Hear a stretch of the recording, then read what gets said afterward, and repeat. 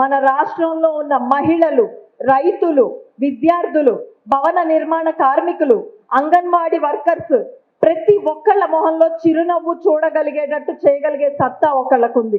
అదే ఓటర్. మనమందరం గనక ఓటు అనే ఆయుధాన్ని వాడగలిగితే ఈ రాష్ట్రంలో ఉన్న అన్ని కష్టాలకు ఒకే ఒక్క బటన్ నొక్కచ్చు. ఈ రోజు ముఖ్యమంత్రి గారు చెప్తున్నారు కదా, బటన్ నొక్కుతున్నా అని.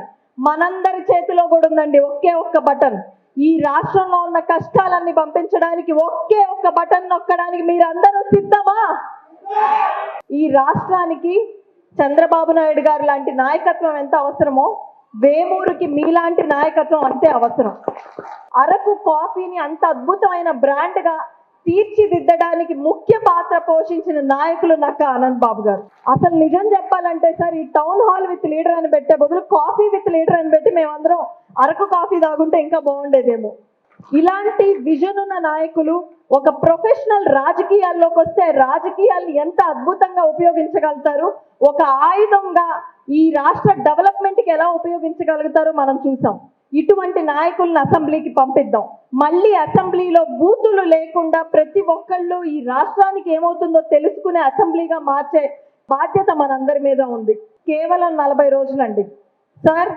మిమ్మల్ని గెలిపించుకునే బాధ్యత, చంద్రబాబు నాయుడు గారిని మళ్ళీ ముఖ్యమంత్రి గారిని చేసే బాధ్యత మా అందరి చేతుల్లో పెట్టుకుంటూ, ధోని ఒకప్పుడు 2011లో సిక్సర్ కొట్టి మనకు ఎలాగైతే వరల్డ్ కప్ తీసుకొచ్చారో, ఈసారి చంద్రబాబు నాయుడు గారు సూపర్ సిక్సర్తో మన రాజధానిని, మన ఆంధ్రప్రదేశ్ని మళ్ళీ ప్రపంచ పటంలో పెట్టబోతున్నారు.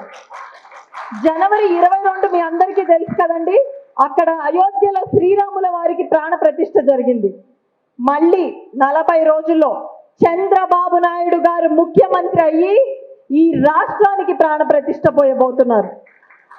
మీ అందరూ కూడా ఆ రోజు కోసం ఎదురు చూడడం కాకుండా బాధ్యతగా మహర్షి సినిమాలో ఎలాగైతే ఆ ఊరిని అడాప్ట్ చేసుకుంటున్నారో, ఇక్కడికి వచ్చిన ప్రతి ఒక్కళ్ళు 10 ఓట్లను అడాప్ట్ చేసుకోండి, వీలైతే 10 ఇళ్లను అడాప్ట్ చేసుకోండి. ప్రతి ఇంటి బాధ్యత మీదే తీసుకోండి.